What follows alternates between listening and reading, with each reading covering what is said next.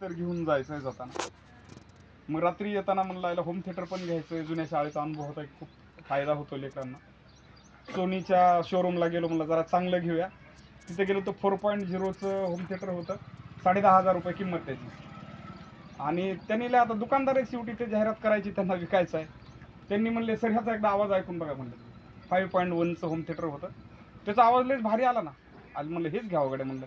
आपण घरी घेताना म्हणलं एकदम मोठा विचार करतो ना, शाळेमध्ये घेताना का आपण असा विचार करायचा बाबा. भागणार तर टीव्हीच्या आवाजावर पण आहे, पण लेकरांसाठी का आपण हे करूयात बाबा. घ्यायचं हे. त्यांना किंमत विचार म्हणले 16,500 रुपये. पैसे काय तेवढे जवळ नव्हते, शिल्लक 5-10 हजार रुपये होते. म्हणलं मला बघूयात, म्हणलं उद्या विचार करू. कन्फ्यूज झालो मी, असं घ्यायचं नाही घ्यायचं असं. नारायण मंगलाराम सर आमचे मित्र आहेत, राष्ट्रपती पुरस्काराप्राप्त. त्यांच्या घरी मुक्कामी होतो. आणि हा असा मित्र आहे समजायचं, किंवा प्रत्येकच जण आम्ही दिवसामध्ये किमान 2-2, 3-3 फोन होतात. म्हणजे आमच्या बायका आम्हाला उपरोधाने किंवा उपासाने असं म्हणतात की तुम्ही चुकून आमच्याबरोबर लग्न केलं, तुम्हीच एकमेकांबरोबर लग्न करायला पाहिजे. कारण काय ह्यांचे फोन हा हेच का, मग आता 2 तास काय अडचण नाही. ते स्वयंपाक करून जेवून झोपी जातात निवांत. पण ह्यांचं आता ही नंतर होईल समजा जेवण वगैरे. मग याला बोलत होतो सकाळी. आणि मी त्याला सांगितलं काल, म्हणलं काय काय केलं, म्हणलं हे घेतलं, अरे असं केलं, हे केलं. आणि होम थिएटर बघितलं म्हणलं, पण किंमत जास्त आहे रे, पैसे नाहीत. ते काय म्हणतोय बोराटे, तुमचं काय, तुम्हाला चलत कोणी 5,000 रुपये देऊन जाईल म्हणलं. आणि लिटरली त्या क्षणाला वेटिंगवर फोन येत होता, एक अनोळखी नंबर. 2दा मिस कॉल आला त्याचा. आणि म्हणलं फोन येतोय रे बापू म्हणलं सतत. ते म्हणलं घे. हे कॉन्फरन्स होता, तो प्रत्यक्षदर्शी आहे त्याचा. तर समोरून हा माणूस अक्षरशः भावनिक झाला होता. मी जयवंत पोले बोलतोय हिंगोलीहून. आणि तुम्ही बोराटे सरच बोलताय. म्हटलं हो सर. इकडं ऐकलं का, त्यांचे शब्द तुम्ही ऐकलं, बरेचदा ऐकलं. मला आज पांडुरंग भेटलाय आणि मला आयुष्यात जगण्याचं कारण तुम्ही दिलंय. म्हणलं माझी ओळख नाही, काय नाही. आता व्हिडिओ व्हायरल झाला होता, बरेच लोक व्हिडिओ बघून म्हणजे भावनिक व्हायचे, कारण ते लोकांचं प्रेमच तेवढं अनुभवलं. आणि त्यांना बोलता येत नव्हतं, अक्षरशः बोलता येत नव्हतं. पण तुम्ही आयुष्यामध्ये काय केलं हे, म्हणजे इतकं मोठं काम केलं तुम्ही की माझ्याकडे शब्द नाहीत म्हणे करायला. मला आता बोलता येत नाही म्हणले, आपण बोलू नंतर. फोन ठेवला आणि या माणसाने 5,000 रुपये पाठवून दिले त्या नंबर. काहीच नाही, मी मदत करतोय म्हणून नाही, काहीच. नंतर मी बघितलं तर ह्याला म्हणलं अरे अकाउंटला 5,000 रुपये क्रेडिट झाले. म्हणलं मी काय म्हणत होतो, तुम्हाला कोणी चलत पैसे देऊन जाईल. मग तेच होम थिएटर घेतलं परत. योगायोग बघा, परत ते घेऊन जाताना आमचे एक मित्र रस्त्यामध्ये भेटले. म्हणलं कुठं, काय नाही म्हणलं शाळेचे. आणि प्रत्येक गोष्ट फेसबुकवर, इंस्टाग्रामवर त्याचं हे करत राहिलो. ते म्हणलं अरे मला काय संधी दे. म्हणलं होम थिएटर आणले आता, म्हणलं एवढं काय नाही, म्हणलं त्याचे पैसे मी देऊन टाकतो. दुसऱ्या दिवशी शाळेमध्ये आला आणि त्या होम थिएटरचे पैसे 16,500 रुपये त्याने देऊन टाकले.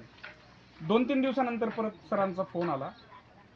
आणि सर शाळेमध्ये जर कुणी लेकरू असेल तर त्याला मी दत्तक घेतो, त्याला मदत करूयात आपण. म्हणलं नाही असं काय नाही म्हणलं.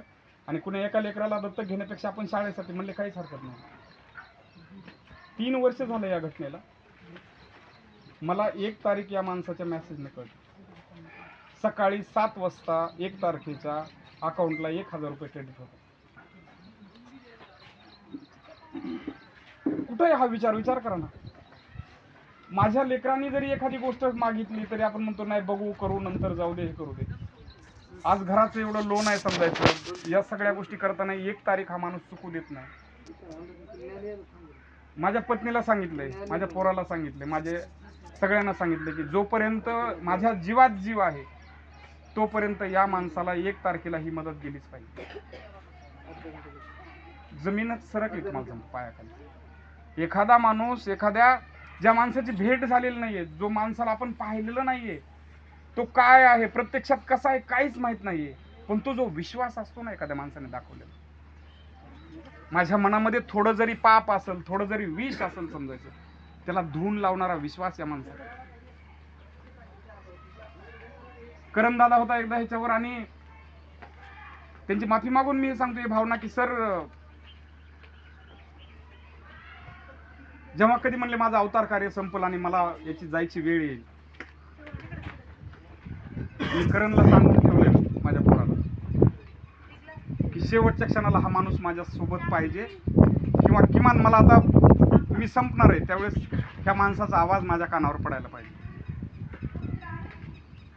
शब्दच नाही तुम्हाला सांगतो माझ्या, की एवढा विश्वास, एवढं प्रेम, एवढा संवेदनशील मनाचा माणूस आहे ना. आम्ही आयुष्याच्या या स्टेजवर असा माणूस नाही पाहिला.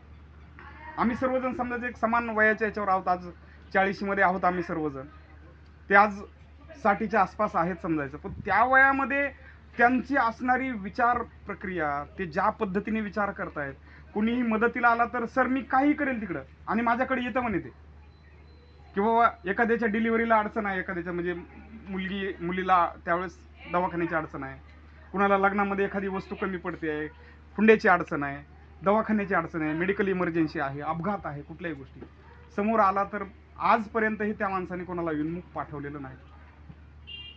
आणि मग फेसबुकवर असं सगळ्या गोष्टी अपडेट होतात, हे करत गेलो. संदीप सरांच्या वाढदिवसाबद्दल पोस्ट लिहिली होती, म्हणले मला त्यांचा नंबर पाठवा. या माणसाने त्यांनाही मदत सुरू केली. सिद्धार्थ दादांच्या याच्याबद्दल पोस्ट केली होती, तर म्हणले मला नंबर पाठवा. दादांचंही केलं.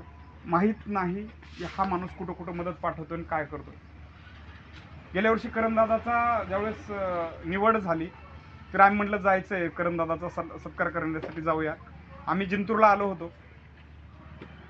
तर जिंतूरला आल्याच्या नंतर आम्ही आईंना पाहिलं, दिदीला पाहिलं. करणची पहिलीच भेट होती आमची. माणुसकीनं भारवलेलं कुटुंब पाहिलं आम्ही. सगळ्यांच्या डोळ्यामध्ये अश्रू आहेत एकमेकांसाठी. आईंचा त्याग अनुभवला आम्ही त्या ठिकाणी. दिदीचा तो साधेपणा, पण तिच्या मनामध्ये आईबापांविषयी असलेली आत्मीयता, प्रेम, त्यांच्या कामाबद्दल तिच्या मनामध्ये असणारा अभिमान.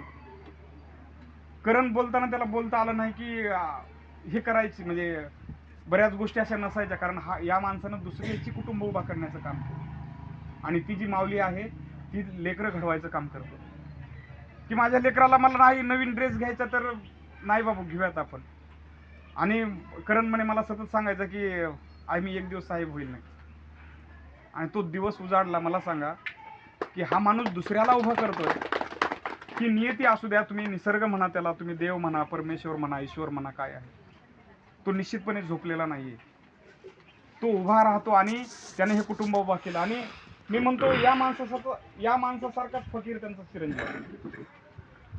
तितकीच सुंदर विचार, तेवढंच चिंतन, समाजाबद्दलची जाण, त्याच्याबद्दल जाणून घेण्याची जी एक काय म्हणू आपण त्याला, जी क्षमता आहे ना, ती करणदादामध्ये आहे.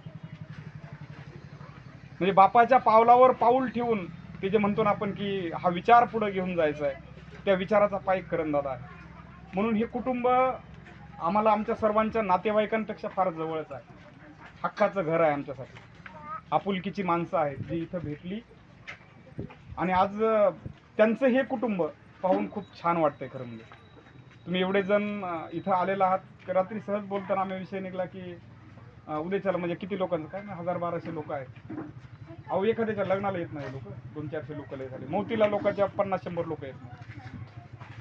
आम्ही मागं तुम्हीच मला वाटतं कदाचित असाल तिकडल्या घरी करणचा सत्कार करण्यासाठी आलेलं सगळं कुटुंब गोतावळा. तो खूप वेगळा माणूस आहे बरं का. खरं तर म्हणजे या माणसाकडून आपल्या सगळ्यांना खूप काही शिकण्यासारखं आहे.